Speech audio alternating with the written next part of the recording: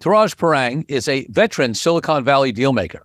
He is a seasoned entrepreneur, investor, advisor, and M&A expert who has sat in almost every seat around the table, structuring, negotiating, and strategic transactions since the late 1990s, including as a corporate attorney and legal powerhouse at legal powerhouses WSGR and Melvin Nehemiahs. Those are two good law firms. Being a lawyer, I know them. Obviously, I've done deals with them. But don't worry, folks, he's moved on from being an attorney. He has been a founder, executive, and trusted advisor to several fast-growing technology startups with exits to LinkedIn, Instacart, Vistaprint, Postmates, and Amplitude, among others. He has also spent nearly a decade on the acquirer side of M&A deals as a corporate development executive at Webs and GoDaddy. Exit path draws on Touraj's decades-long unique experience involving hundreds of M&A transactions, strategic partnerships, and venture capital investments totaling billions of dollars in aggregate value. So we're going to be talking about his book and other services called Exit Path, which I'm excited about.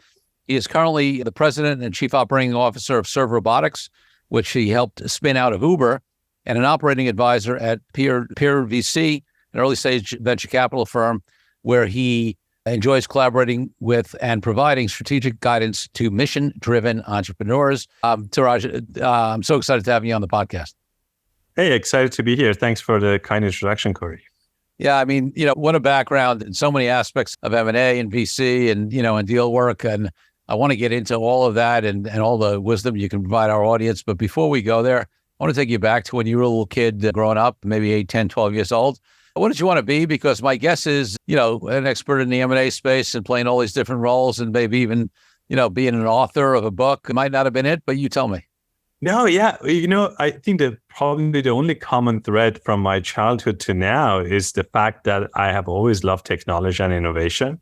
I remember kind of buying these magazines back then. There were physical copies that they were like, science and technology magazines about the latest gadgets. And I would just marvel at them. And I never imagined myself to actually be in the driver's seat of a tech company or be actually building things. But I was a consumer, an avid, curious kid, really interested in what's the latest technologies. So I'm glad that life had it in store for me to be back and involved with technology the way I am today. And I just couldn't be happier.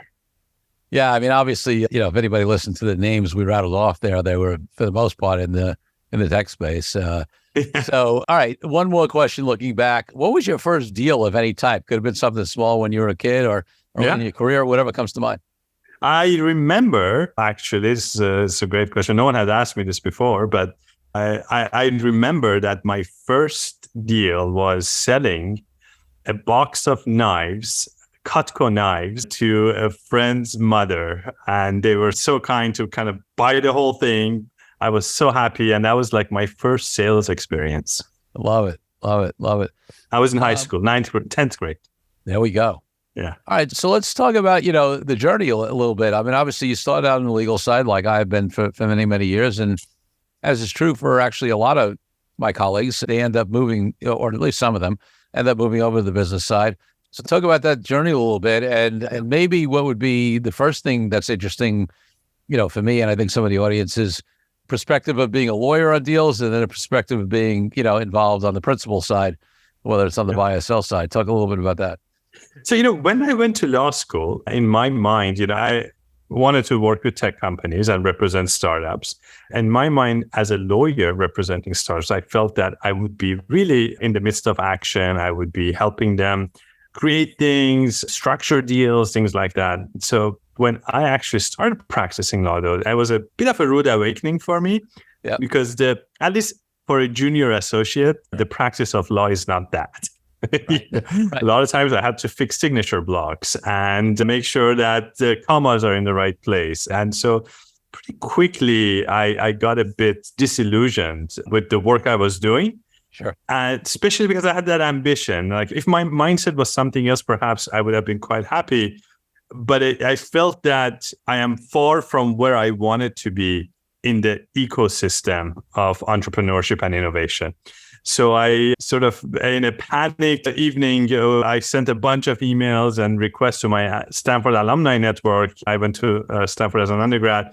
And luckily, someone kind of heard me and decided to help out and connected me with that person, connected me with his spouse, who happened to be a partner at a European venture capital firm that wanted to open an office here in the US, in Palo Alto.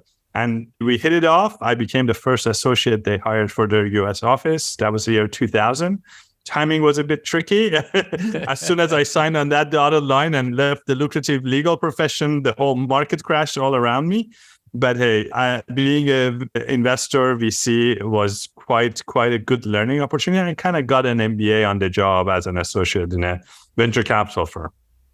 Yeah, so let's talk about some of those lessons. And listen, I hear, it's interesting I'll go back for a second to your comment on the legal side. Yeah, I mean, no question as a young associate, at big firms, I mean, yeah, it's proofreading and making copies and commas and due diligence and whatever. Yeah, it's definitely not the exciting part of the deal. I felt very fortunate that, coming out of school in the 80s when things were growing like crazy, I had the opportunity to do what the partners told me if I committed to the deal side. I was like 50 level work in my second year because they were hiring all these young associates. So I got this accelerated learning, which was phenomenal because I'm like you, I couldn't, and it's also the reason I went on my own. I like the strategic side of things. I like the, helping really shape the deal, not just documenting it.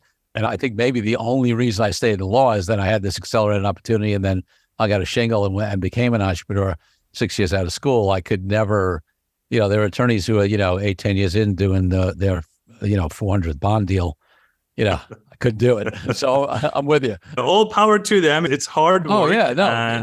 Yes. A lot of credit. It's just not me. It's not exactly. you, right? Exactly. Yeah. So, all right. So you come over to the VC side. You mentioned that there's a lot of lessons you learned there. Let's talk about some of those. Like, what are some of those early lessons? And I know that's going to lead into other experience and eventually a lot of what goes into your exit path, book and work. But so, yeah, let's talk about those a little bit. Yeah. One interesting lesson I learned was that, first as a lawyer, I thought what really mattered were the words and the contracts and the documents, right? And then I sort of started practicing law, and then I realized there's more to it. Then I kind of felt when I was a VC, I went into it thinking that, okay, all that mattered were the numbers, right? So I went from words to numbers. So Microsoft Word to Microsoft Excel and spreadsheets and like building an elegant financial model. And look how beautiful this forecast is and how elegant this model is with these drivers and these assumptions. And we can do X, Y, and Z. And then I realized, to influence people, to actually make deals happen, you need more than words and numbers. You need actual relationships. To influence people, you need to kind of get at their hearts and minds and be able to communicate that. You build a story and really care about people and build genuine relationships outside of business. The business thing happens. And, really one thing I say in my book is that, companies don't do deals, people do. Yes. And so it's all about relationships. And that's something that a lesson I learned, and I was lucky enough to learn, and also have role models that exemplified that quite well, that I could see, okay, well, these people are amazingly successful, and they're the most humble people I could find and most genuine, most giving people. So that I would say the biggest lesson, if I could impart to my kids and other entrepreneurs, is that really pay attention to relationships. Yeah. Yeah, no, I love that. I love this progression, right? Words, numbers, relationships. Like it's, we're getting off the page into the real world, right? Indeed. Yes. All right. So things evolved, and now you make another move, right?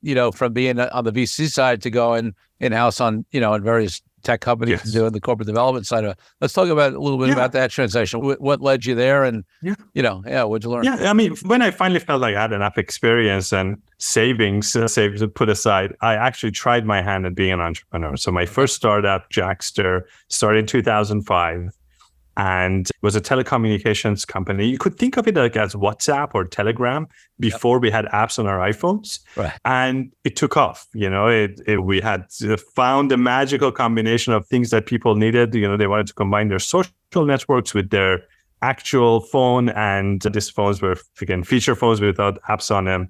And we grew. We went to like 1 million users in the first month. We went to 10 million users within the first year. So you can imagine we had all sorts of VCs and investors wanting to join us, and we had great advisors. And we were riding high. So 2005 to 2009, things were great, except the last year, right? We hit the 2008, 2009 downturn, and everything started falling apart. And we were like, our mantra was grow, grow, grow. Now everybody was saying, show me the money. And we didn't have any money to really show in terms of customers paying for our services. So we had to kind of really pivot fast and realize that we didn't have enough runway time to do all the experiments needed to tweak our product to be a profitable product. So the alternative was to sell the business. And they had made a key strategic decision, which was not to bother with courting acquirers or creating strategic partnerships, because who needed that? We're virally growing. We're on top of the world. Why bother, right? And that came to haunt us because there was no one around that wanted to buy us. And any kind of cold emails that we send or even warm introductions kind of fizzled out. And within 6 months, we had to do a quick fire sale. And, all these hopes, aspirations, hard work of an amazing team of 70 were sort of went down the drain because of that critical strategic mistake we made. Yeah. With my next startups, where I joined kind of an established company that had reached its kind of local maxima and was looking for a breakout scenario, I joined as a head of strategy and corp dev. And my mission was to figure out, how do I take this from a $20 million company to a $100 million plus company? Yes. And we're lucky enough that once we did some analysis of our data and of our users, we hit a critical insight, which was that we were a generic website creation platform, but we realized that if we focused and catered to the needs of our small business clientele, they were the ones that paid the most, they were happiest, they were kind of retained the longest. That was the magic formula. So we really changed the company to be a online presence tool for small businesses. This repositioning just did wonders for us. And we had to do a number of acquisitions to fill in the holes. And we had to create some strategic partnerships to bring in mobile CRM tools, other sort of social media tools at the time. This was in 2009, 2010. So when we brought all these under one roof, then we started getting inbound interest from strategic acquirers, public and private companies. And I kind of read that process, and we successfully sold to Vistaprint for close to $120 million. It was more than 12x our forward revenues. And it was a phenomenal deal for everybody involved. So, radically different results, but just tweaking that one assumption that, hey, we didn't pursue strategic partners, and then we really went after them in the other startup.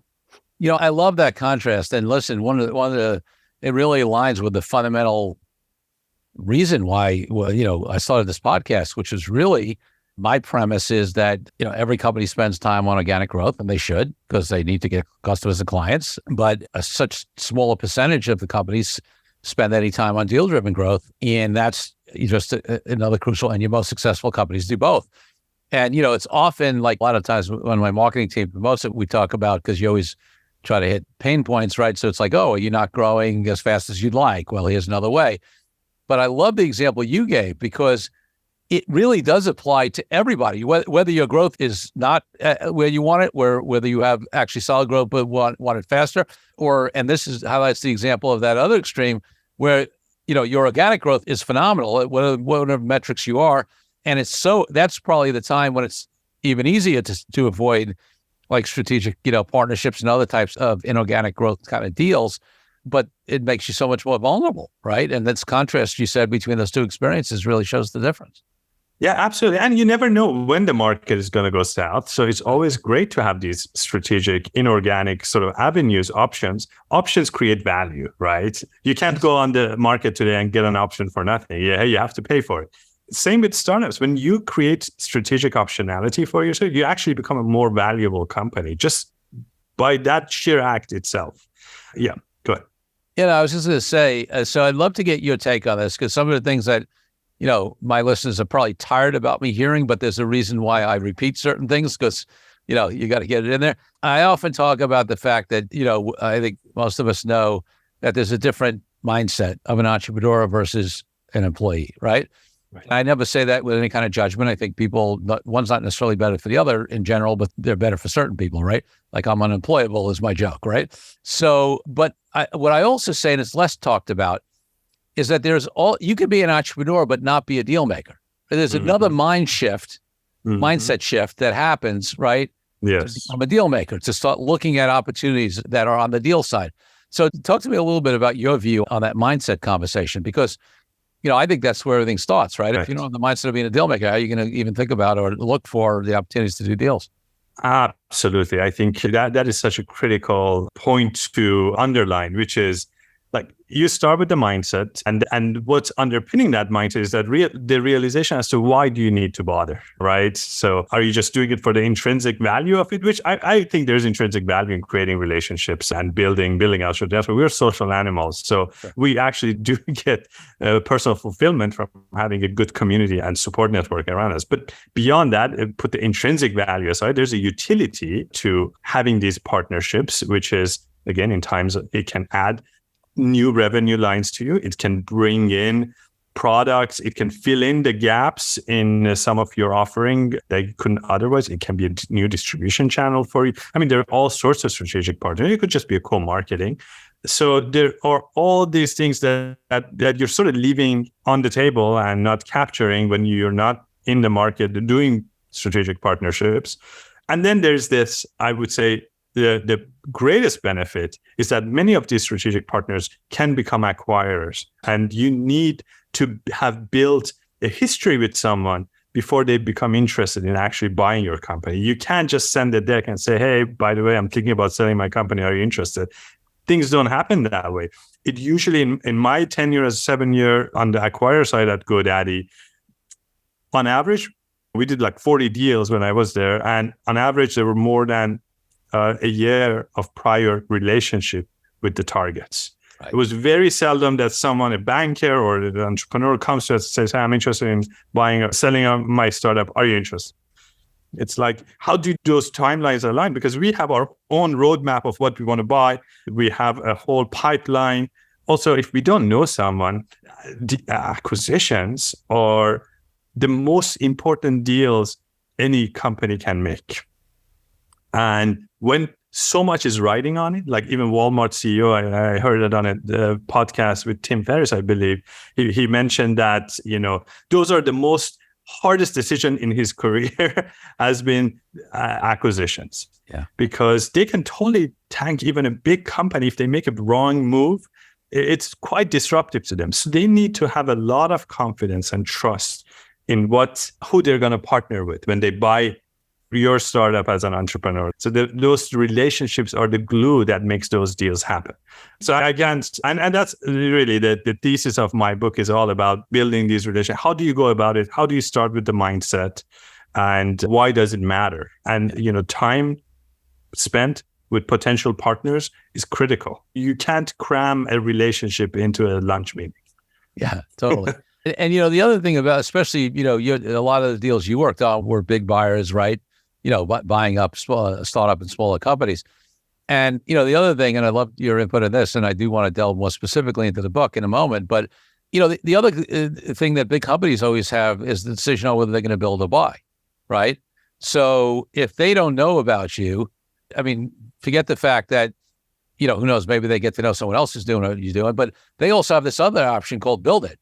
Yeah. And if they don't know you exist or whatever, they may go build it. But if they know you exist and there's some relationship there, whatever, it's very often a much better move because it accelerates things for them. And, and you get a good price, but for them, the cost of development could be as much. And even more so the time, right?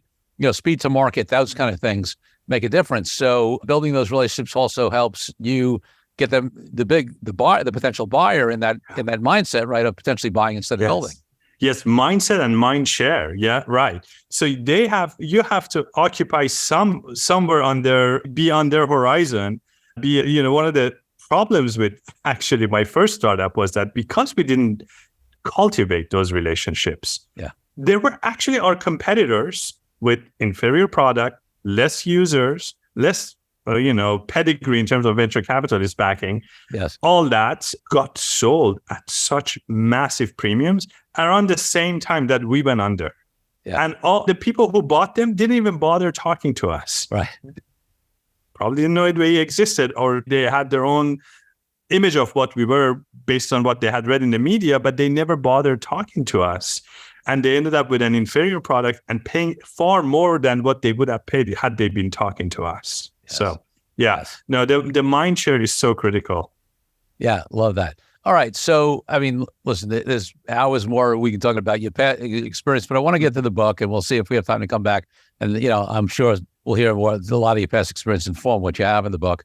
So exit path, you alluded to it, a moment ago about, one of the premises is to have people create these relationships, these strategic alliances, in order to set them up, Sal. But give us more, detail on the book and Sure. and premise and what it covers. Yeah, no, absolutely. So it really goes through my history, that those two radical differences that we just talked about between Jackster and the failed experiment with Jackster and the success story with Webs.com, but also a lot of other entrepreneurs that I have coached and mentored over the years. I've been an angel investor and VC. So I've seen a lot of these deals happen also as a lawyer. So I've kind of had the 360 view, being on multiple sides of not the same deal, but different deals. And so I kind of summarized that, and I kind of take the entrepreneur sort of step by step, starting with the mindset, starting with making the case why it is important for you to think about your exit strategy. And the sooner you start, actually, the better the outcome would be.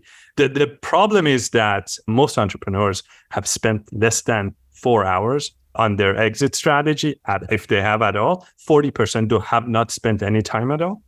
And so that's a big problem. And then when you juxtapose that with the fact that for every IPO, there are 30 acquisitions. Yes. The most likely successful outcome for any entrepreneur is a sale to an acquirer. Yes. IPO is a pipe dream. Most startups fail anyway. Right.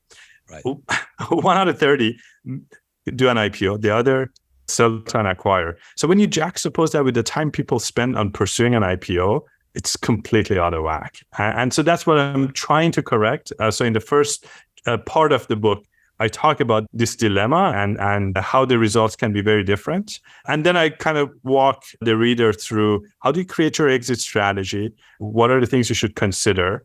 What's the long game, which is, playing a multi-year game here.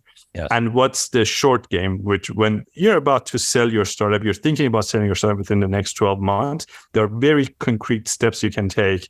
And throughout this whole process, you want to increase your leverage as an entrepreneur. You want to basically create optionality and get the best possible outcome. And that's not just necessarily financial outcome. Sure. To me, the best outcome is one that brings your startup closest to the executing on its original mission. We all start startups with a big dream.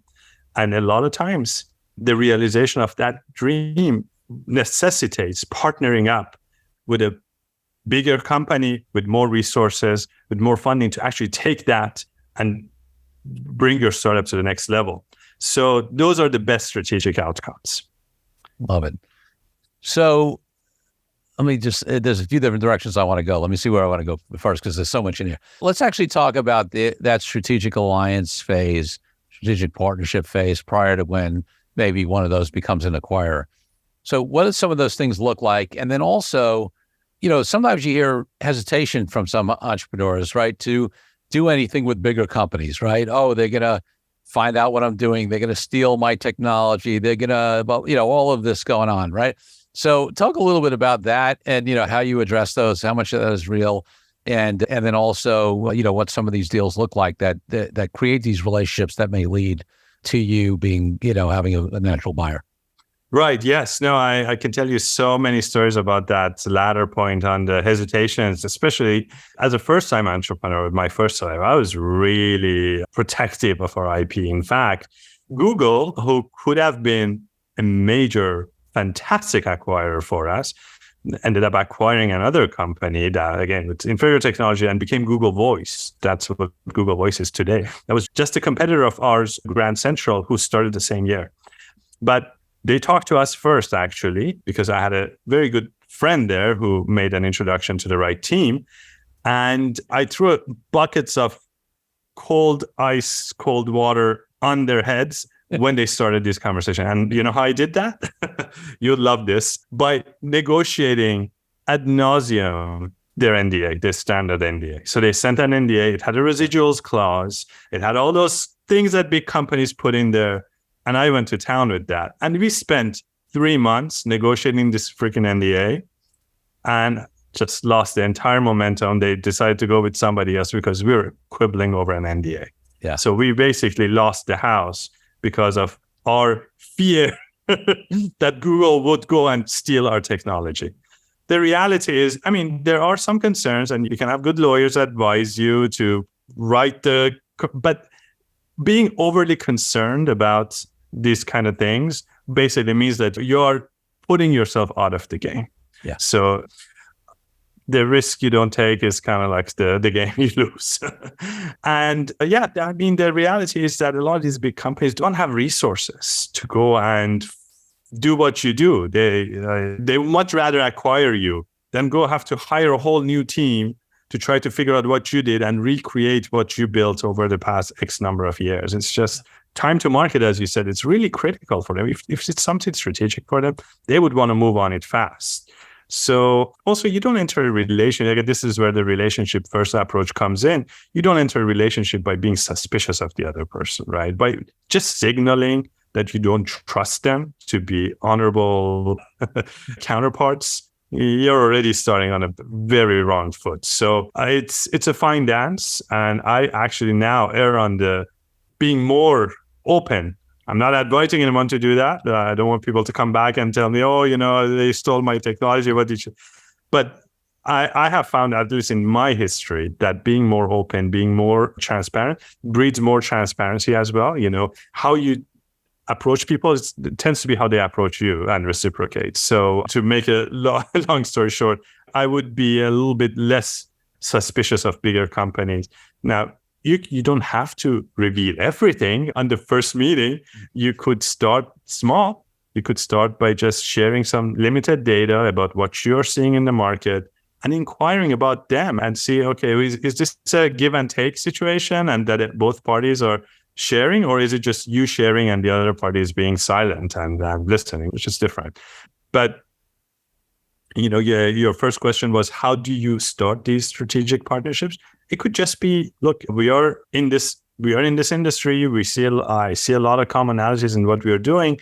Perhaps we can share some information and see if there is any potential for us to collaborate down the road. It doesn't have to be anything super serious and like, oh, I'm selling my company. Would you guys be interested? I would say leave that to be something that they actually come to you and they approach you. But there is a fine dance to this that you can signal your interest gradually over time and let them be the ones that express excitement versus the other way around. And I actually, these are some of the things that I really go into detail in my book and teach entrepreneurs. I love that. And, you know, it's interesting because I've seen it on all ends of the spectrum when we talk about, you know, relationship, and then we start talking about things like strategic partnerships, strategic alliances. You know, some folks really all they're doing is just establishing a relationship and keeping the right person at the bigger company informed about what's going on with them. And it's very informal, right? And, you know, it's lunch once in a while or just send them updates. And then in other cases, there are actually like a real strategic alliance kind of deal that's done where there's some work they're actually doing together as separate companies, right? That leads to a deal as well. You want to talk about that spectrum of ways to interact? Yeah, and I think if you do have a very concrete thesis as to how your companies can collaborate on a product level, on a marketing level, then definitely, or maybe data sharing. And then you should propose that and check and see whether that's something that the other side kind of resonates with. At the very least, it should be just keeping them on a mailing list that you're kind of sending them updates about your progress. So every quarter, every month, depending on your cadence. Sometimes a lot of these potential strategic partners may not have a immediate partnership in mind, but they may be interested in investing in your startup. In fact, this past year, I would say strategic investors were a lot more active than venture investors, financial investors. And I continue to see that there is a lot of strategic investor activity right now in the market. At my company, Serve Robotics, I would say we have more strategic investors than we have financial investors. So we are a robotics company. So you can definitely go out there with a whole spectrum of options when you approach a strategic partner. And then I do think in these meetings, there should be a lot of listening, kind of really understanding what your counterpart's pain points are. What are their strategic initiatives? Don't go in there assuming you know a lot about another company.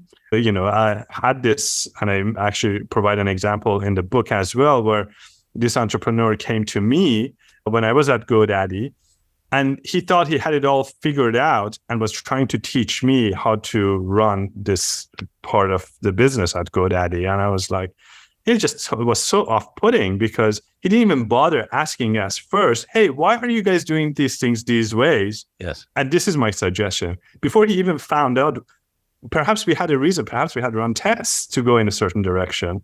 He just assumed he had figured it out and was imparting his wisdom. So I would say in those meetings, have intellectual humility, right? And let the counterparts also reveal what could be areas where you could really collaborate with them. So, yeah, love it. You talked about, the big companies sometimes being an investor in the smaller companies. And one of the things that maybe some of our listeners who are less experienced with deals in this area that may not know is that many of these companies actually have venture funds, and divisions set up specifically for that purpose, to make investments in entrepreneurial companies with the intention of potentially, buying them at some point. And, and supporting them along with their development, because they realize that many times these entrepreneurial companies are more innovative and creative and agile than trying to do it themselves, right? Absolutely. Intel is a great example of that, where they have they're one of the most active investors out there, right? Intel Capital.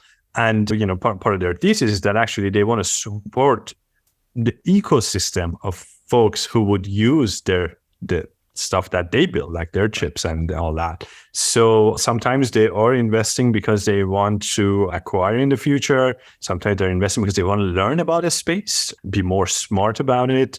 Sometimes they're investing because they want to kind of joint development relationship. There's all sorts of areas. And you won't know necessarily, even those that don't have a formal venture firm or venture arm like Intel would actually sometimes invest out of their corporate development team who does investments. They may not be super active, but it may make sense. So you got to go out there, build these relationships and inquire, because there could be a lot of opportunities, again, that you're not tapping into as an entrepreneur. And it would just be a matter of a couple of meetings to discover them. That's great. All right. So I want to leave a couple of minutes for you to talk about the robotics company, because I'm interested in that. But before we go there, anything else about the book that you want, folks to know? And, obviously, and also what motivated you to write it? I mean, obviously you you have all this knowledge and experience you've gained, and people ask me the same question, why I negotiate every day. Why'd you write a negotiating book? Right. And I have my answer for that, but I'm curious as to, what motivated you, and then if there's anything else you want to say about the book. Well, I felt that, throughout my career, I've had so many great mentors. I've been so privileged to work with so many wonderful entrepreneurs that I felt that I should kind of write these down somewhere. I could have done a series of blog posts, but I didn't think that they would get the kind. It wouldn't all be there, and it wouldn't probably get to as many people as a book would. So this was at least my thinking. I was lucky to have a book agent and a great publisher in McGraw-Hill, great editor. So they all helped shape this book to be what it is today. Then it got endorsed by Adam Grant and many other of my favorite authors like Scott Belsky. So the journey of writing a book has been fantastic. I would say the most important part, gratifying thing about writing a book, the process, was that I became a student of my own art.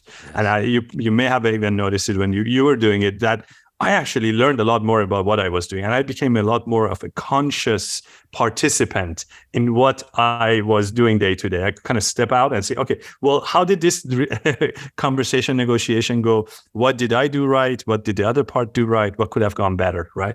So that's part of it. And then the other part was, I truly am a cheerleader for entrepreneurs. I want more entrepreneurs to succeed. Yes. It pains me when someone calls me and says, hey, I would love some help selling my startup, but I have only 3 months of runway. And have you talked to any strategic partner? Have you built? And they haven't done any. And that just really pains me because that's value lost to the society as a whole. So I kind of wrote the book that I wish I had when I did my first startup. So that's kind of like a convoluted answer to your question, but there were many reasons, but I'm so happy I did it. Yeah. No, I mean, your point about the writing process is really right on, at least my experience. It's funny. I wrote a first draft of my book and it was, this is good. The story's great, whatever. There was something missing. And I just couldn't, there was something missing. And I actually had unfortunately for a tough reason, but my dad passed away while I was writing the book. And I literally laid it down for 6 months, while I was and then I came back to it. And when I came back, in a way for the book, that was a benefit because I was able to step away from it. And then when I came back and I realized that there was a fundamental framework that underlied everything I had been doing in negotiating, but it was unconscious, right? And so my whole, my book is Authentic Negotiating, Clarity, Detachment, and Equilibrium, CDE. That fundamental framework, it's not like it didn't exist. I was using it. I just didn't have it distinguished because I never had to distinguish it because I wasn't training people on it. I wasn't writing about it. It was just something I was doing. And I'm always fascinated by this conversation. People have heard me use the phrase of unconscious competence, right? A lot of the people have mastery in whatever they're doing. And they can't necessarily teach other people how to do it because they don't know what they do. Yes. Right? Bob Proctor is one of my mentors who's passed away recently. He used to talk about that all the time, right? Unconscious competence. So I was unconscious about that fundamental framework and the way I did stuff.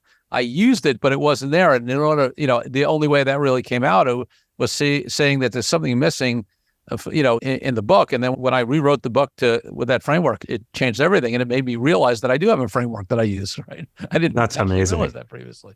That is amazing. That's such a great story. And yeah, I have had moments like that throughout as well. So that's really interesting to hear. I love it. All right. Before I ask you my final two questions, I want to close with what you're up to now, because, you've got the book. Are you still working with entrepreneurs to help them, do this stuff? I know you have the robotics company as well. So talk about everything that you're doing currently. Yes. So the robotics company, I'm president and COO, Chief Operating Officer of Serve Robotics. We are autonomous sidewalk delivery robot that does deliveries right now for Uber Eats and 7-Eleven and other partners in LA area. And so super exciting. It's a project that started inside Postmates by a very good friend of mine, Ali Kashani. He has a very interesting TED Talk as well. I highly recommend your audience to check it out if they're interested in robotics and the future of our cities with robots. And, when Postmates got acquired by Uber, Ali and I were talking and we were saying, look, there's a lot of potential here for this to be an independent company. In fact, Ali had that in mind before even Postmates was acquired by Uber.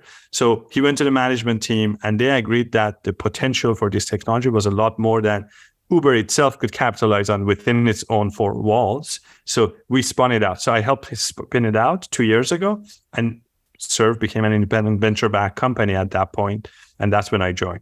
So I've been there for 2 years now, and we are just plugging along. So that's Serve Robotics, and you can check out even the robots and videos on our website, serverobotics.com. Now, once the book got launched this past fall, I also came out with the audiobook in November.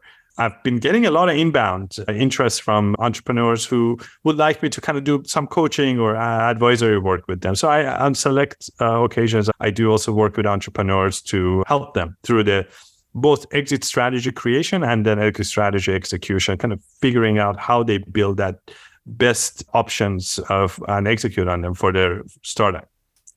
Listen, there aren't that many people. A lot of us have a lot of deal experience in various ways, but all the different angles you've come at it from are really fascinating. So I know the book is great. I actually bought it and started, and started it. I haven't finished it yet, but so far it's been, it's been great. And I love the stories and the perspective, that you bring to it. And definitely check out the robotics. This is an area that I'm just generally interested in as well. And we were talking in our pre-call, and I've seen the ones that are in various places that are, that are going along the street. And it's like, it's the coolest thing in the world. It's like, It's wild. Yes. All right. So you gave that website. Where else can they find the book or any other contact information? The book is on Amazon, on Audible for the audio version, as well as anywhere else that you kind of purchase your local bookstore. If they don't carry it, ask them to carry it. But I have its own website, exitpath.net. I couldn't get the .com, even though I was at GoDaddy. Those are hard to come by.